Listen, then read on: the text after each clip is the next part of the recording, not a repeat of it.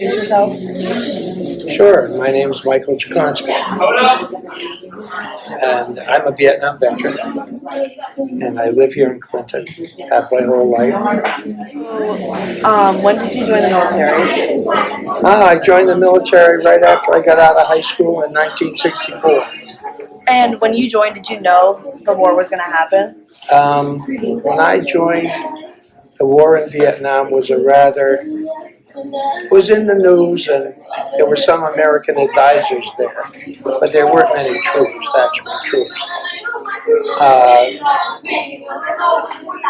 It didn't register in my consciousness, so kind of no, I didn't think about it. And how long were you in Vietnam for?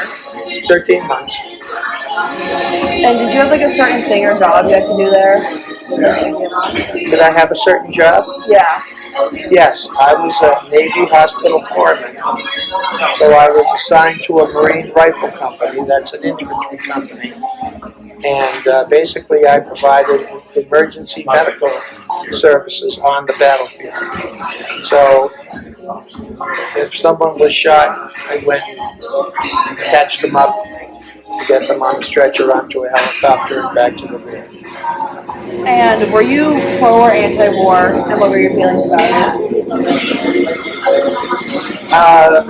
I was an 18-year-old kid in the Marine Corps, and I was excited to go, because when I grew up, World War II had just ended. All my uncles and father had served in the military in the war. When the war broke out, I volunteered to go. I thought, how can you miss a war, right? So I was not very political. Once I got there and was there for a while, I started having questions about why we would be there. Yeah. You'd go through a village on a patrol. In my mind, we were helping these people, but all you would see is women and babies and old men and young children. No husbands for these babies. They all went into the bush when we came along. And those people stayed in their hooch. We called them hooches. They were, straw buildings. And stayed in there, which was terrifying.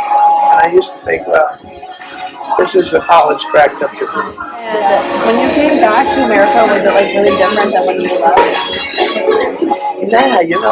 Small town America doesn't change that much. It was still the same town that I left. I'm sure for those people that went to a big college town like Cambridge, or some of the towns in California near the big universities, it probably changed for them. But for me, it was more or less the same. While I was perhaps I was vaguely aware of it, but I didn't get to listen to much news. Most of the time,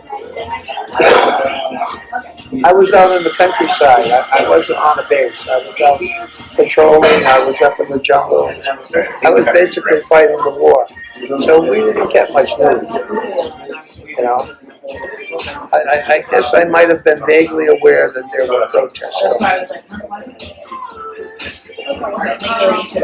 Has your opinion on the war changed since you were there? Well, everyone knows that it was a war we shouldn't have fought. And by the time I got home from Vietnam, I believed that. So I guess it hasn't changed from that day to day. I thought it was a foolish war to fight, and we shouldn't have been out. Was there a political divide between you and your fellow soldiers? No, I was there early in the war. I was there 1966 to 1967, and I was with the Marine Corps. We were all volunteers.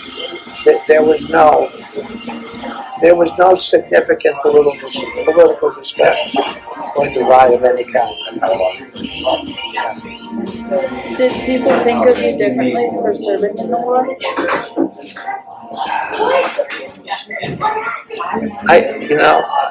You'd have to ask them. Yeah, yes, I guess so.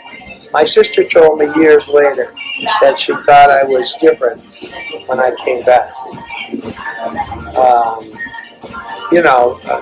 Suffering a little bit from post-traumatic stress, I suppose. I didn't feel that people treated me any differently.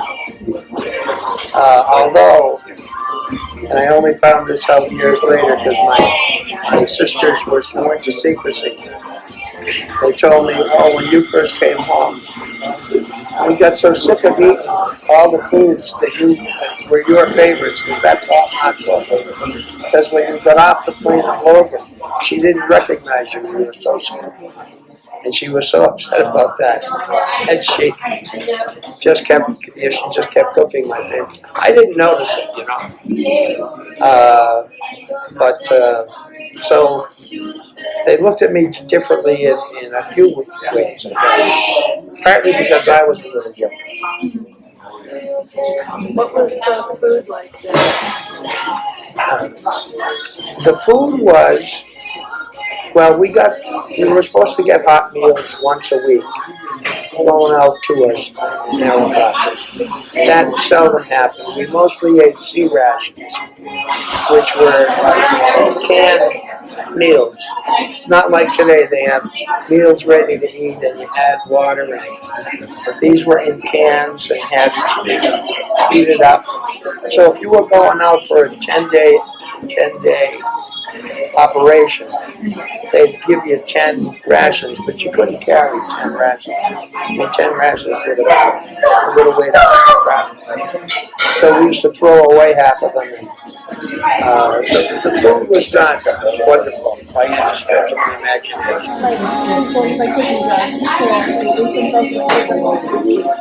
No, that tended to be more of a problem later in the war. I was there early. We used to smoke weed. Well, the guys used to smoke weed when we were in the rear, which was not very often. I did smoke it once and what happened was, everybody, like I was talking to you, your faces would be purple and your background would be white, and then it would switch. So I always thought pot was a very odd drug, but obviously it had been laced with something. So I never smoked, but people did smoke weed. But I never saw any heavy drug use like heroin or cocaine or anything like that.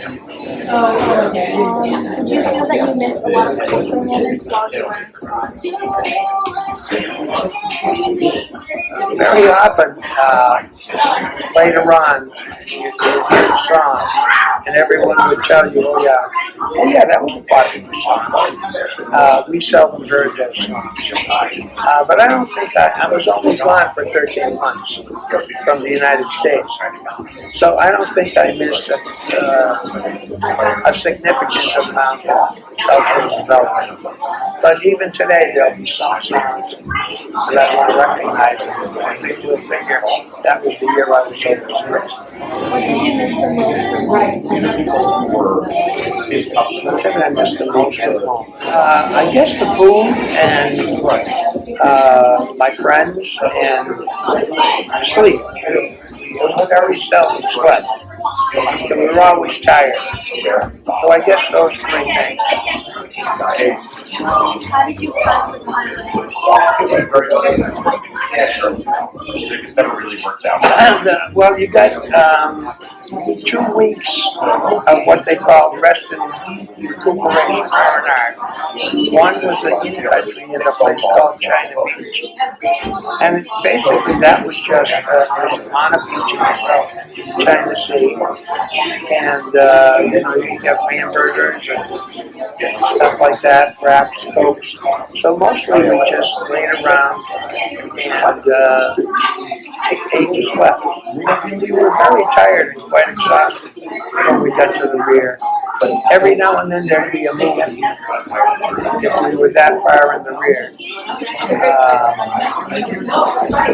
So we'd occasionally see movies. But mostly it was just sitting around reading and resting. I mean, I'll tell you how boring it was. One of our favorite games was there were a lot of flies. So you take a lighter, and you take right there, you spray deodorant, light the lighter, and the light, press the deodorant, and bring a flame with you. We used to do that for amusement. Human beings can always abuse themselves. So there wasn't much to do, but we were very tired. Just laying around, reading, eating, sleeping, and drinking was enough for us. We were allowed 2 beers a night when we were in the rear. We got 2 tickets to go to the whatever. Most of that was it. Did you keep in friends? I have 4 or 5 friends that I keep in touch with. Matter of fact, I talked to one last night for an hour and 38 minutes. I looked at it. Yeah, after we ended our conversation. Yeah, we chatted with him for about an hour, 40 minutes. And we get together, I would say every 3 or 4 years. We get together. Yeah, so. I do. One day the phone rang, probably 20 years ago, and I picked it up and he said to me, Mike, yes.